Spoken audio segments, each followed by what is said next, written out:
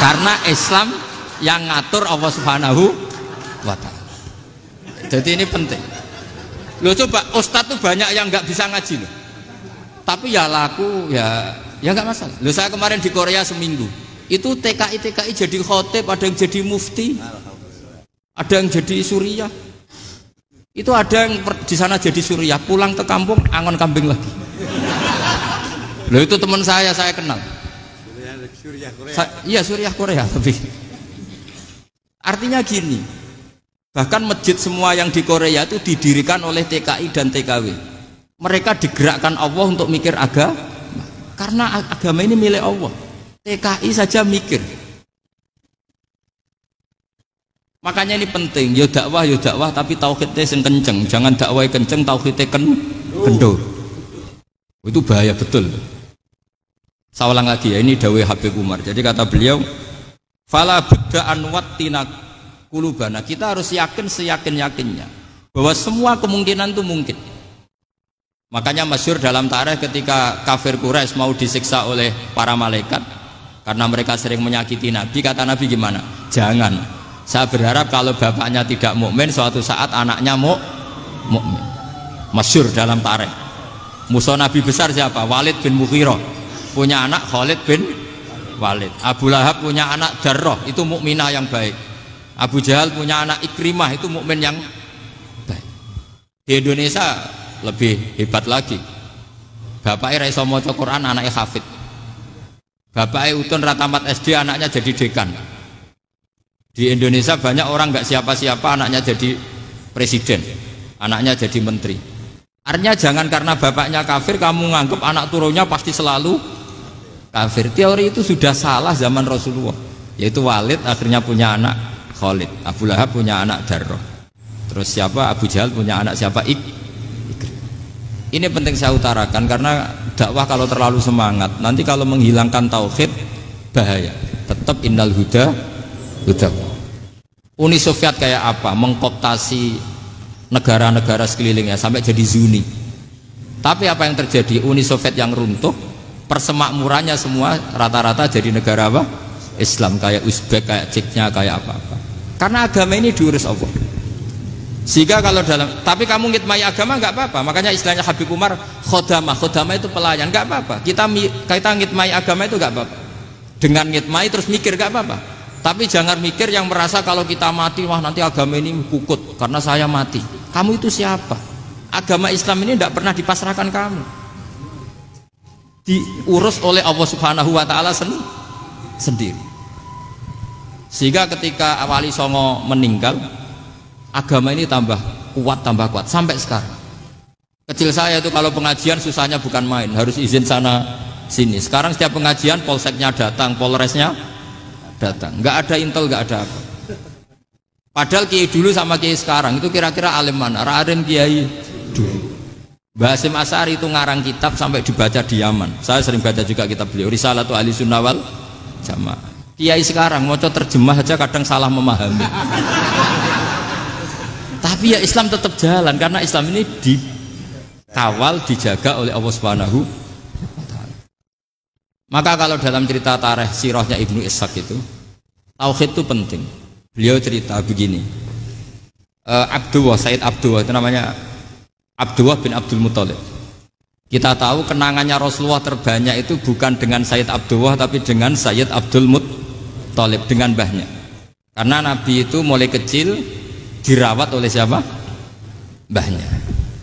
Yaitu yang disebut Nabi ketika 2 bulan kan abahnya sudah meninggal. Ya saya baca ya, pakai bahasa Arab biar jadi bid'ah. Nanti kalau bahasa Indonesia ada bid'ah. Tidak betul.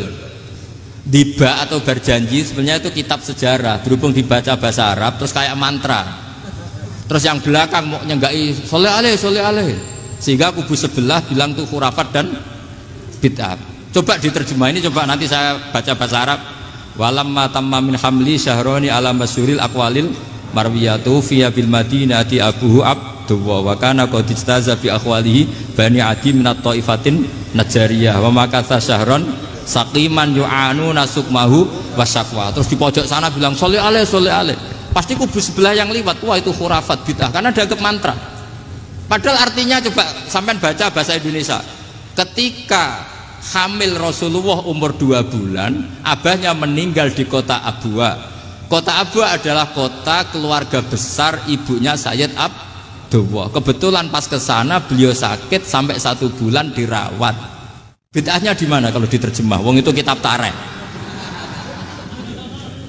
Makanya saya nggak tahu yang membidah-bidahkan tiba itu karena tadi. Tapi sampean juga ikut salah karena nyenggai sholawatan tok itu. Jadi makanya saya bilang tadi kalau bahasa Arab bid'ah, kalau sudah terjemah tidak bid'ah karena kelihatan kalau itu hanya kitab tarikh. Loh, coba bid'ahnya di mana? Wa ba'du fa'aqulu wa Muhammad bin Abdullah bin Abdul Muthalib bin Hashim. Itu kalau diterjemahkan, kamu harus tahu siapa nama Muhammad. Muhammad punya abah siapa? Rasulullah Muhammad Abdullah. Punya abah siapa? Abdul Mut. Punya abah siapa? Hashim. Coba baca gitu di kubu sebelah. Oh iya gitu.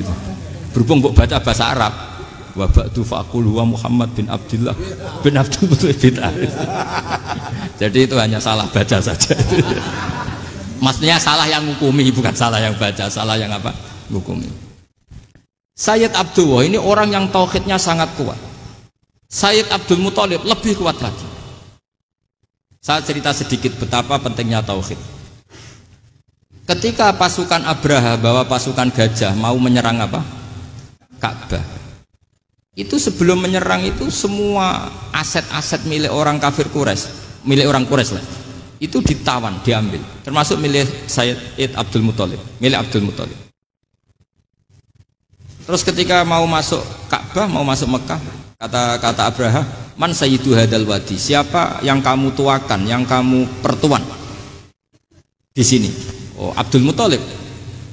Abdul Muthalib itu dipanggil, itu auranya luar biasa. Abraha yang di tempat perkemahannya itu harus duduk di atas karena dia raja, itu duduk di atas gak berani. Saking wibawanya Abdul Muthalib, ini mbahnya Rasulullah. Akhirnya Abraha bilang gini, saya duduk di bawah tidak mungkin karena saya raja.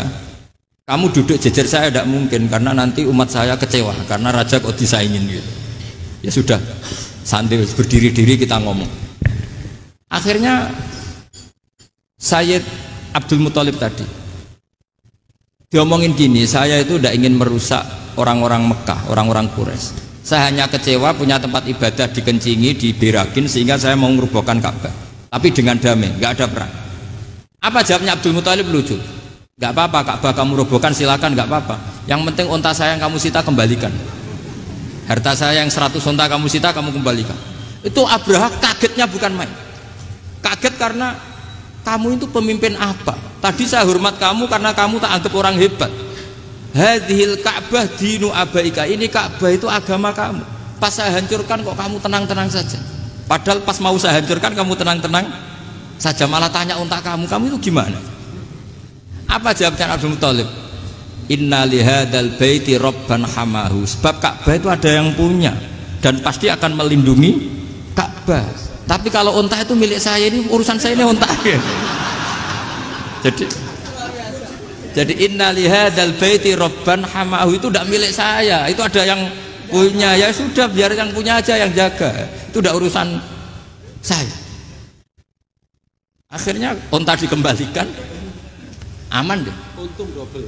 Terus akhirnya dia ke Ka'bah, fa'akhudha bi halaqatil bab, karena dulu apa itu halaqatil bab, karena dulu itu yang dipakai apa itu pegangan itu bentuknya apa, bulat, makanya diistilahkan halaqah apa, bulat.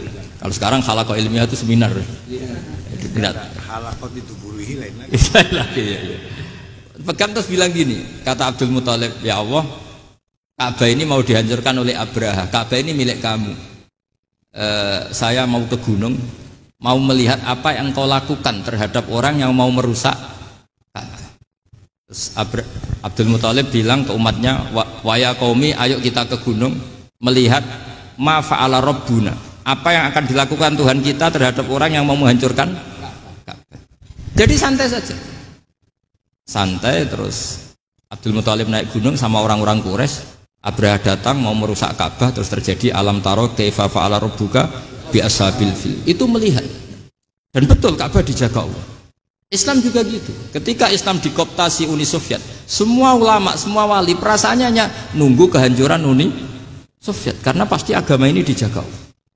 Saya setiap sholat, setiap munajat ketika baca Rabbana lakal hamdu bil samawati wa mil'ul ardi. Dulu saya iskal itu janggal.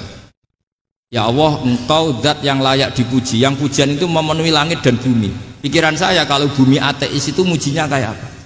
Tapi masya Allah ketika saya datang di Korea, bumi ateis, ternyata di sana banyak masjid, banyak tasbih, bahkan ada sakduna di sana. Karena Allah sudah ngendikan lakal hamdu mil'us samawati wa mil'ul ardi. Dan sekarang nyata, semua bumi ateis, bumi apa saja, ada tasbihnya, ada tahmidnya. Makanya sadaqallahul adzim ketika ngendikan sanurihim ayatina fil afaq walladzi arsala rasulahu bil huda dinil haqqi liyuzhirahu 'alad dini kulli. Makanya saya mohon sekali bahwa agama ini harus kamu khidmati. Tapi enggak boleh kamu pikir. Atau dibaliklah, khidmah maka memikir. Tapi tidak usah GR bahwa agama ini diserahkan sampean. Saya juga agak ridho. Agama kok diurus orang-orang kayak gini, kayak apa nasibnya? Jadi ini penting, karena rata-rata kiai alim itu tidak jelas. Terus oleh orang-orang yang nggak pernah ngaji itu, wah ini nggak jelas, nggak tegas. Islam itu harus tegas. Maksudnya tegas itu kayak apa? Tegas itu di wilayah kita. Kalau istri kamu mau diperkosa orang itu boleh tegas, itu wilayah kamu. Tapi kalau hidayat itu wilayahnya Allah Subhanahu wa ta'ala, kita tidak pernah tahu. Bahkan yang sudah Islam saja, nyuwun sewu, itu nggak ada jaminan mati husnul khotimah. Kita tahu dalam sejarah Sa'labah itu dapat gelar hamamatul masjid, merpatinya masjid. Tapi kita tahu akhirnya Sa'labah itu apa? Su'ul khotimah. Sampai dalam Islam selalu diajarkan ya muqallibal qulub tsabbit qalbi ala dini. Jadi kalau kita sendiri saja masih ingin selalu husnul khotimah, agak ada ruang untuk mudah menvonis orang lain. Makanya saya salut sekali ketika Habib Umar menulis kita semua ini mengkhidmati hadal kaun dan selalu berharap bisa saja suatu saat orang yang sedang kafir bisa saja suatu saat muslim. Nah soal kalau yang sama yang harbi menyerang kita ya tarung. Kalau artinya kalau yang merangi kita ya kita wajib perang, kalau enggak ya habis kita. Seperti kita lakukan ketika diserang Belanda. Tapi ketika mereka musta'man, dhimmi, mu'ahad, orang-orang kafir yang mau berdamai dengan kita, ya kita damai. Sebagaimana yang dilakukan Rasulullah SAW ketika berdamai dengan kafir Quraisy yang dipimpin Suhail bin Amr. Masyhur itu dalam tarikh. Singkat cerita kan Sayyidina Ali ini pernah konflik sama orang Khawarij. Kata Sayyidina Ali, ya sudah lah, namanya kita musuhan, kita tidak usah ketemu, pakai mediator, kata Sayyidina Ali. Kata orang Khawarij, ini apa-apaan kok butuh mediator? Nggak ada Qur'annya, ada hadisnya. Kira-kira kalau Pak Sayyidina Ali orang Jawa, nggak ada apa tidak tahu. Walhasil Sayyidina Ali akhirnya baca ayat wa in khiftum shiqaqa bainihima fab'atsu hakaman min ahli wa hakaman min ahliya.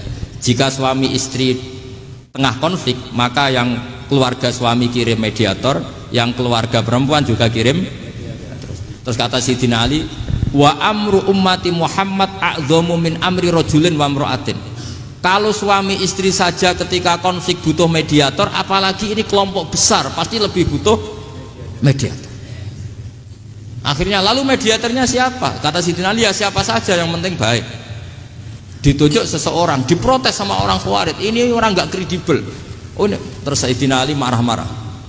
Rasulullah itu pernah berdamai dengan orang, bahkan orang itu kafir, yaitu Sulhul Hudaybiyah. Nabi itu berdamai dengan orang yang bernama Suhail bin Amr ketika itu kafir. Makanya ini menunjukkan bahwa musolahah ma'al kufar itu boleh demi kelangsungan bernegara, berbangsa. Kamu tidak usah meragukan reputasi NU. Ketika dulu kafirnya kafir harbi zaman Belanda, ya Mbah Hasim fatwa apa? Jihad. Jadi jangan kira tidak tegas, kita tegas sekali, justru kita yang punya masa lalu tegas. Tapi kepada siapa dan dalam konteks apa? Paham ya? Terus ini penting sekali untuk dijernihkan. Ini saya baca berikutnya nanti, tidak supaya tahqiq saya syukur sekali, saya tadi sekaligus minta ijazah sama Habib Umar dan memang saya ngaji ini lama sama teman-teman alumni Yaman. Cuma belum pernah ketemu mu'alifnya. Tadi saya ketemu minta ijazah itu dan beliau senang sekali, bahkan sempat bikin tulisan di kitab saya ini. Sama tidak perlu baca, karena kalau bisa ya biasa, kalau tidak bisa malu ya sudah, tidak usah baca sudah. Terus ini kata beliau, ini masih saya teruskan. Nahnu min hadhil intilaqah naktasibu thabatana wa quwwata yaqinina wa illa fa fil ardi mu'aridun wa muntaqidun wa mukhalifun min akhyarin wa asyrarin sholihin wa fasikin muslimin wa kuffar. Kalau kamu punya satu metode ilmiah, metode dakwah, kamu harus siap karena pasti ada yang menentang. Yang menentang itu ya mulai orang soleh, tidak soleh, orang macam-macam. Jadi kalau sudah punya manhaj memang dari awal harus siap apa? Ditentang. Jadi misalnya PBNU punya kebijakan apa, ya sudah siap saja dibully. Itu pasti itu, karena nggak ada manusia semua suka, semua benci. Kata beliau, anta in kunta fi syakkin min hadzal maslak wal manhaj fattabi man syi'ta wasaha angka ghaniyah wa in kunta ala yaqinin annahu al huda wa mirasun nubuwah wa annahu haqiqatu tarjamatil ahdi ma'rab fala tata'atsar min kalami ahadin yakunu mangkana. Jadi intinya kita mengawal Islam secara rahmatanil alamin itu justru kita berharap menjadi simpatik dan menjadikan mereka menjadi napa Islam. Jangan ketika simpatik dianggap gak tegas. Saya masih ingat betul dawuh Mbah Mun, hak sekseni, kata beliau, saya masih ingat kalimatnya sekseni. Aku ra tegas itu berdasar ayat laisalaka minal amri syai'un aw yatuba alaihim aw yu'adzibahum, karena potensi sosial itu bisa rubah. Orang yang sekarang kawan kamu bisa saja suatu saat jadi musuh, yang sekarang musuh kamu bisa saja suatu saat jadi kawan. Terus kamu ngambil sikap tegas dalam sesuatu yang nggak stabil seperti ini, lalu tegas itu kan nggak pada tempatnya. Makanya yang seperti ini kata Allah pakai asa itu menawa-menawa. Asa wahu ayyaj'ala bainakum wa bainal ladzina ataitum minhum mawaddah. Bisa saja orang yang sekarang musuhan dengan kamu suatu saat dijadikan mawaddah. Kamu udah mawaddah itu saling mengasihi. Kamu udah usah tanya, wallahu qadir, kata Allah, karena Allah mampu. Jadi dalam hukum-hukum sosial Allah seringnya bilang apa? Asa. Misalnya wa asa an takrahu syai'an wa huwa khairul lakum wa asa an tuhibbu syai'an wa huwa syarrul lakum. Karena masalah sosial ini semuanya asa, yang pernah tahu siapa? Bisa saja sekarang saya Rois Suriah, nanti SK-nya nggak turun lagi, tapi saya tidak apa-apa. Bisa saja nanti santri 10 tahun dipimpin 3 bulan, nggak apa-apa. Bolak-balik nggak apa-apa, saya tidak akan kecewa. Karena masya Allahu kana wa malam biasa